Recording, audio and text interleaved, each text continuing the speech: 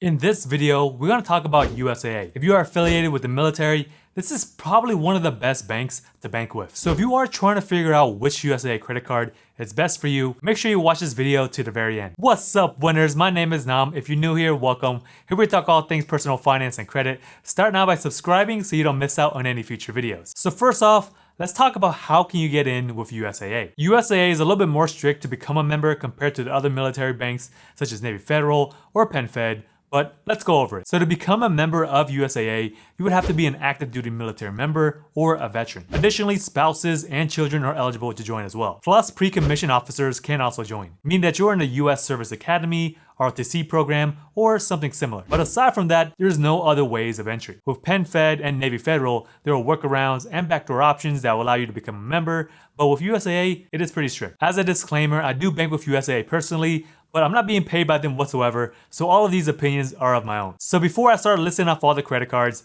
let's break down the tiers and how we're gonna rank them. The S tier, it means superb, which means that this is a top of the line credit card that USAA has to offer. The A tier means excellent. This would just be a runner-up. B will be average. C will be below average. And F is straight garbage and you should not even touch it. With all USAA credit cards, they will all come with certain benefits and perks. You will get auto rental collision damage waiver, so whenever you use your credit card, you can get up to 31 days of protection worldwide. Why not save a few bucks when you're renting a car and say no to the insurance? You also get travel and emergency assistance, trip cancellation and interruption insurance, travel accident insurance, baggage delay reimbursement, extended warranty protection, and 24/7 concierge services. Some additional security benefits that you also get are identity theft resolution services and personal identity theft protection. So with that out of the way, let's go over the list. The first credit card that we will be going over will be the Rewards American Express. With this credit card, you get 3x on dining out, 2x on gas and groceries, and you also get 1x on other purchases. Additionally, you can get a bonus of 25,000 bonus points after your first purchase. Each USAA point is roughly around 1 cent, so this is equivalent to $25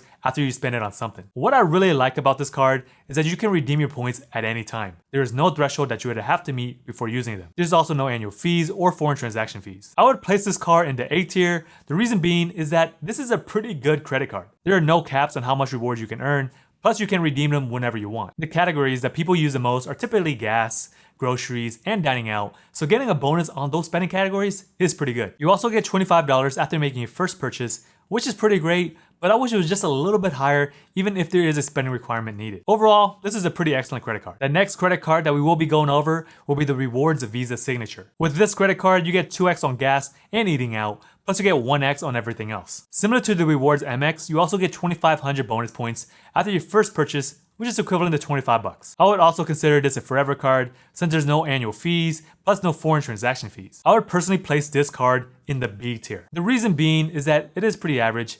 2 points on gas and dining out is nothing too spectacular, but it's not bad either. 25 bucks is still pretty great, but I would consider this card to be pretty average. Let's keep it moving with our next credit card, which will be the Cashback Rewards plus Amex. With this credit card, the reward system is a little bit different.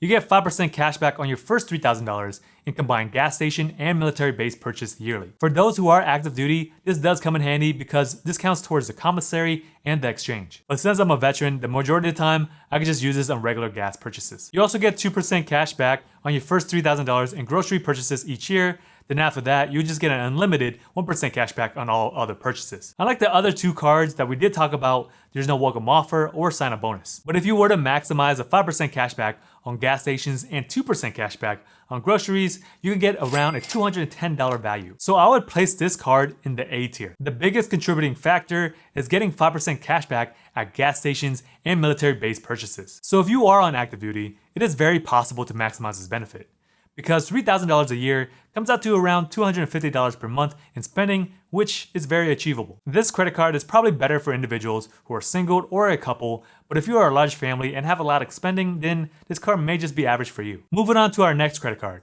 which will be the Preferred Cash Rewards Visa. With this credit card, you get 1.5% cash back on all qualifying purchases. This is pretty straightforward and there's really nothing else special to this card, and there's really no sign-up bonus or anything else. So for this card, I would place this in the C tier. The reason being is that if this card has somewhat of a bonus, I would place this a little bit higher, probably in the B tier. But if you were to look at many other banks that offer you credit cards that give you 1.5% cash back, they typically give you a sign-up bonus. Since this card does not offer a sign-up bonus, this is why I ranked it lower. So let's keep it moving with our next credit card, which will be the rate advantage visa. The only thing that this card has going for it is that the APR is lower. It can go as low as 6.9% depending on your credit. But even though this card has a lower interest rate, they will still charge you for balance transfers if you are trying to save money on interest. But on the bright side, the interest rate will be the same for purchases, balance transfers, and cash advances. Unfortunately, with this card, there's no sign-up bonus or reward system, so it's just a credit card that you can use with a lower interest rate. So for me personally, I would place this card in the F tier. This credit card can be seen as an emergency credit card since the APR is probably lower than most cards that you have, but I'm a big advocate against credit card debt. I would have ranked this credit card a little bit higher if they would have waived the balance transfer fee, but since they don't, it's garbage. This card will not even be my last pick. I wouldn't just get this card because there's really no benefits to this card whatsoever. So when it's all said and done, the majority of USAA credit cards are pretty average. Even though this bank is pretty strict on who can join, if you are a part of the USAA ecosystem, they have pretty great benefits and perks. I personally never visited a USAA branch, but whenever you do have a checking account with them, you do get ATM fee reimbursements every single month if you need to pull out cash. Plus services such as rental and car insurance is pretty low compared to others on the market. I have been a member for over 10 years and I enjoyed them so far. Now I want to turn it over to you. Which credit card from USAA is your favorite? Let me know in the comments. I'll see you guys in my next videos.